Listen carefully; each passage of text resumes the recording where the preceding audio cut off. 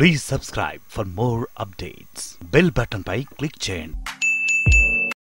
How do you look at this non-military intelligence-led preemptive strikes by India, sir? Well, it's properly named to accurately convey what India really intends to do. This, what does it mean by non-military preemptive action? The fact which India wants to communicate to the international community is that this is not an attack on Pakistan. We have not attacked Pakistan. India has not carried out an air attack on Pakistan per se. So India has carried out air attack on the Jaish Mohammed bases, of course located within the Pakistan. Okay. So they are located within the Pakistani territory, but our war is not on Pakistan. Our war is on terrorism. Our war is on Jaish Mohammed. And why are we entitled to do this? International law, United Nations Charter clearly states that a country has a right to self-defense. So, as a part of the self-defense, we have right to preempt an attack. So, our argument is that Jaish Mohammed was involved in the attack on Indian Parliament, I think in 2001, and Jaish Mohammed is involved in the Pathankot airbase attack. Yes. So, Jaish Mohammed has officially acknowledged that it is the mastermind behind the Pulwama attack. And Jaish Mohammed is proscribed by United Nations, is banned by United Nations. And Jaish Mohammed chief Masood Azhar is a declared dreaded terrorist and he is operating from Pakistan. So, we have provided Pakistan with voluminous evidence of the involvement of the outfits like Jaish Mohammed, Lashkar-e-Toiba, Hizbul Mujahideen in various terrorist attacks on India, and Pakistan refused to accept it. Pakistan refused to act upon it. So, therefore, we have no other option. If the Pakistan has neutralized these terrorist outfits, if the Pakistan has dismantled this terrorist infrastructure, India wouldn't have violated the Pakistani airspace. So, to communicate this message that India is a victim of aggravated terrorist threat. India is being at the receiving end of unmitigated terrorist menace. So, therefore, it has no other option except to carry out air attacks to preempt any further attack on India. So, India has a credible intelligence information that Pakistani sponsored terrorist outfits like Jaish Mohammed are planning for a similar Pulwama type attack. So, therefore, to prevent such attacks, India has obviously had a right to attack. So, we have carried out attacks on the terrorist Jaish Mohammed training center at Jabba Top, somewhere in between Manshera and Balakot in the KPK province of Pakistan, Khyber Pakhtunkhwa province of Pakistan, deep inside the Pakistani territory. But that is primarily aimed at a particular place. So, we have India has cleverly chosen the location also to ensure that there is no civilian casualty. If there were civilian casualties, Pakistan would have something to tom against India. So, this is in this particular installation which Indian Air Force targeted is deep in the jungles and it is on the hill and it is far away from any civilian locations.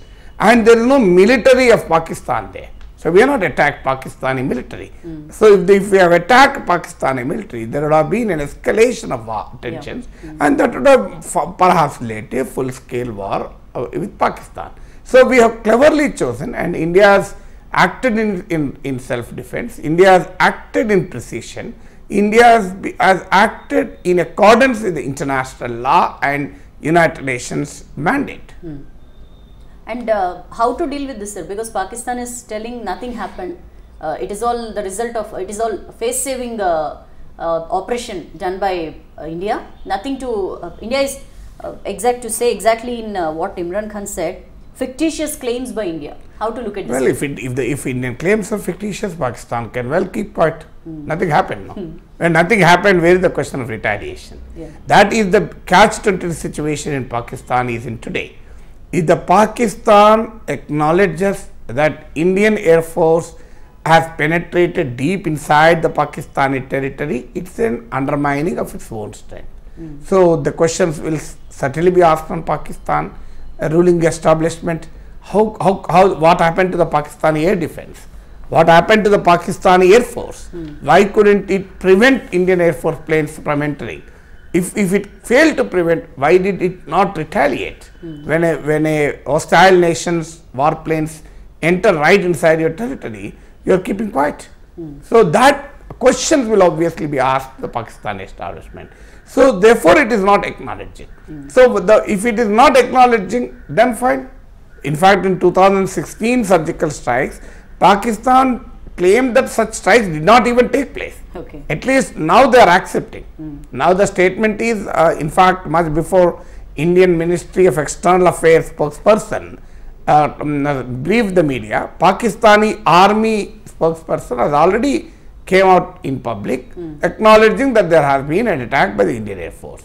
But the argument of the Pakistan is Pakistani planes retaliated and Indian planes retreated, and while retreating they bombed they threw some payload somewhere. Payload is a euphemism for bomb. Okay. So they have dropped a bomb and went away. So it's not like that. So if nothing has happened on ground, let the Pakistan take the international media to the place and show. So then we will also accept it. So even if nothing has happened, assuming that if there are no casualties, it is certainly an ingression which Pakistan is claiming. So Pakistan says it is an ingression. We say it is not ingression, it is not aggression, it is essentially an attack for self-defense. So whatever may be the nomenclature of that, Pakistan is in a dilemma today. It can't swallow it, it can't vomit it out. So that is a peculiar situation in Pakistan was driven today, because international community is against it, international public opinion is against it, because Jaish Mohammed has been banned by United Nations. The UN Security Council has resolved condemning the Pulwama attack, and China, which is a strategic ally of Pakistan, though expressed reservations at the beginning, but has to latter fall in line and accept the UN Security Council resolution. Pakistan should know pretty well that UN has unanimously passed resolution condemning Jaish Mohammed. Yeah. So if the Pakistan doesn't take action on Jaish Mohammed, what else India can do? India should take action on it. Sir, for the UN Security Council resolution, America and France has been with us, and China, as you said, China is forced to fell into line. And now in this attack which India had done, Israeli technology had been used, sir. Some laser beaming technology has been used. So in Israel also said India is our second motherland. So the whole international community is with India. Can we come to that conclusion? Well, international community is certainly with our country, because this is an issue of terrorism. If India has made a military attack on Pakistan, then that would have been something different. And let's not draw Israel into it. The moment Israel is drawn, entire Islamic community Islamic nations will be against us, because even Saudi Arabia is against Israel. So India is a friendly nation to Saudi Arabia. So we have embraced Saudi Arabia. Narendra Modi, even keeping protocol aside, went and invited and hugged Saudi prince. Yeah. So it is not a question of Israel versus someone or America versus someone. It is a question of India versus terrorism. It is not even a question of India versus Pakistan. So that is precisely the India's external affairs spokesperson wants to make. Well, political activists may be on the road stating that, well, Pakistan has been taught a lesson and all that. So let's not overemphasize or exaggerate the claims also. So we have made a similar claims after the nuclear test that this is the end of Pakistan. Nothing happened. We have made similar claims after Bangladesh, after the Kargil war. Nothing happened. Pakistan continued to do this. We have made a similar claims after 2016 surgical strikes. The Pakistan will not do anything. But we had a Pulwama. So Pakistan is known for that. Pakistan will certainly intensify the low intensity war on the border. But isn't it the sternest reply to Pakistan, sir? Well, that's what I am telling. It's certainly a serious warning to the Pakistan. India has made a body blow to Pakistan. But I am only telling, in our own interest, we should not exaggerate. Okay. The moment we exaggerate, it leads to complacency. So any complacency is detrimental to national interest. Well, political activists may come on roads and say many things, but the government is very, very cautious. If you look at the full text of the statement of Ministry of External Affairs spokesperson, which is available online, you read it is very carefully drafted. There is no absolutely no jubilation in that. So we have said what we have done. We have done what we are supposed to do. That's all. So this has to be told in a strategic language, and India is united. The fascinating part of this is entire Indian political opinion backed this decision. In fact, in 2016 surgical strikes, serious questions were raised about the validity of that attacks also. Yes. So, but now the opposition parties ranging of almost every political party, from Rahul Gandhi to Owaisi, everybody appreciated the strikes, supported the Indian Air Force, saluted the Indian Air Force, because this is a cleverly drawn decision. So let us not politicize the decision, because we will be at loss. So because now we have an advantage. International opinion against terrorism is very strong, because every country is a victim of terror, including China. Yeah. China is also a victim of the Islamic fundamentalism. So Islamic fundamentalism and Islamic terrorism is now a global threat. It's a global challenge, including Pakistan. Even Pakistan is facing this threat. Unfortunately, Pakistan is a victim of its own deeds, and Iran is a victim of the Pakistani sponsored terrorism. So within hours after a Pulwama attack, there was a similar attack in Iran, and Iran is also fuming with anger against the Pakistan. Afghanistan has gone to even United Nations deploring Pakistani involvement in fomenting the Taliban miscreants on Afghan soil. Russia, Afghan congratulated us, sir, after this. Obviously, Afghanistan, even Iran will be very happy with what we have done. And Russia were victim of the Pakistani sponsored terror in Chechnya. So let us aggressively rally all these nations against the Pakistani sponsored terrorism. And Pakistan finances are in deep trouble today. Yeah. Pakistan economy is in crisis.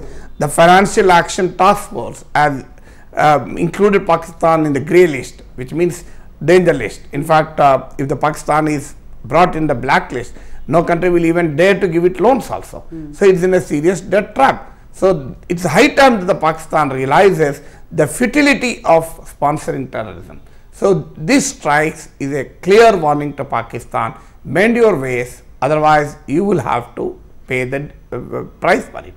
Sir, Imran Khan said we'll respond. So what can we expect from Pakistan? What will be Pakistan's next step? Well, it's extremely difficult to speculate on strategic decisions of countries, because Pakistani government is also under severe pressure today. Yeah. So after the Balakot Indian Air Force attack, Pakistani special parliament session is in session, and even opposition members, like how the opposition supported the government of India, led by Prime Minister Narendra Modi in India.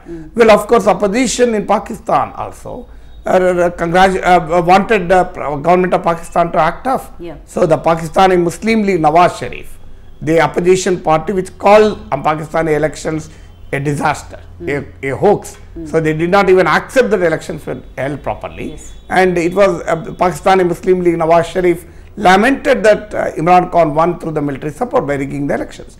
Today the Pakistani Muslim League rallied behind Imran Khan. So there is a sense of frustration, sense of anger, sense of desperation in Pakistan. So a desperate nation can do anything.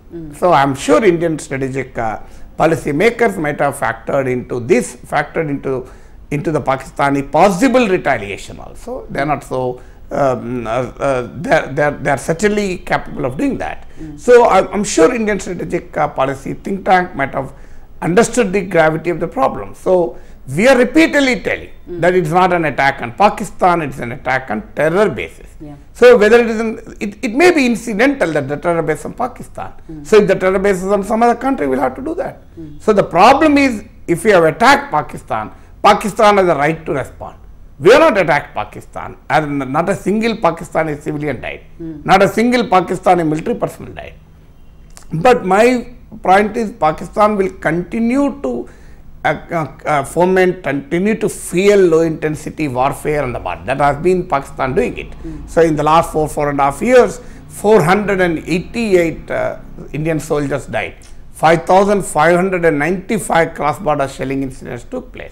So India has to be very alert, and India has to maintain the vigil on the border, because there can be skirmishes on the border.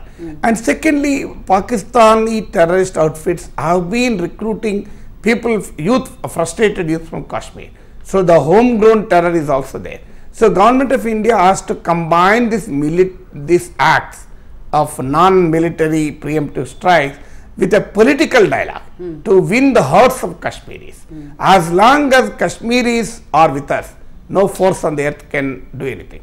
So we can frustrate the designs of Pakistan militarily, but we can't totally prevent Pakistan from exploiting as long as there is a trouble in our valley. So we will have to win the hearts of the Kashmiri people. We have to tackle the problem of alienation in the Kashmiri youth, and there is an history of broken promises to Kashmir. There is a sense of indignation on government of India. There is a sense of frustration in the Kashmiri population. So we will have to address that local factors. So a strategy that combines a military response to terrorism and a political response to our own Indian people in Kashmir. So if we really want Kashmir to be with us, we have to combine the military strategy with the political strategy. Sir, what can we expect, sir? Because as you said, there is a lot of internal pressure in Pakistan, and we are all aware of the fact that Imran Khan, the PM of Pakistan, is a puppet, mere puppet in the hands of Pakistan army. So what if Pakistan takes it like over self-respect, and what if they desire to go for a war? Well, it's possible. If we will not welcome war, we will not solicit war. India should not welcome or solicit war. But if the war is thrust upon India, no self-respect nation can keep quiet. So no war is pleasant. War is always unpleasant. Even we may kill 100 or 1,000 Pakistani soldiers, but we can't prevent dozens of Indian soldiers dying. True. So we may inflict heavy damages on Pakistani infrastructure, but we can't prevent at least certain amount of damage on our side also. I'm sure the Pakistani economy will crumble if there's a war, but of course there will be adverse impact on Indian economy too. So we do not invite war. So warmongerism is absolutely not essential, it's dangerous to Indian interest. But if the war is thrust upon it, there's no alternative on us. So we have to take measures to de-escalate the situation. We have to prevent a possible escalation in the temperature and border, and that's what the Indian government today did. Yeah. So that by repeatedly emphasizing that it is not a military action, we are trying to de-escalate the situation. Well, we are not called it, people in media are telling, people in the streets who are celebrating are telling that we are taught a lesson to Pakistan, but government of India did not tell that. Yeah. Government of India has used the word non-military. It did not even use the word military attack also. Yes. So we call it a non-military action. So there can't be a Pakistani military response to India's non-military action. So we have to aggressively take up the diplomacy also, because today even some of the nations which are close to Pakistan also cannot openly embrace Pakistan. Yes. I'm sure even America is not doing it, and China also may not be in a position to do it for long also, because China has to fall in line in United Nations. Because China is also a victim of Islamic terror. It also knows perhaps China will also be happy with Indian action, but for its own strategic reasons it may be supporting Pakistan. Yeah. So therefore Chinese support to Pakistan cannot be construed as a Chinese support to Islamic terrorism, because China is also a victim of Islamic terrorism, but for its own strategic reasons it is supporting. So once we all take a diplomatic measure, we can certainly convince all the nations of the world that the Pakistan is a breeding ground for international terrorism. Right. Jaish Mohammed is not a threat to India, it's a threat to the world. That's the reason the United Nations banned it. So we have attacked a terror outfit which is a global menace. Yes. So that's the diplomatic stand which India has to take. Right. Thank you, sir.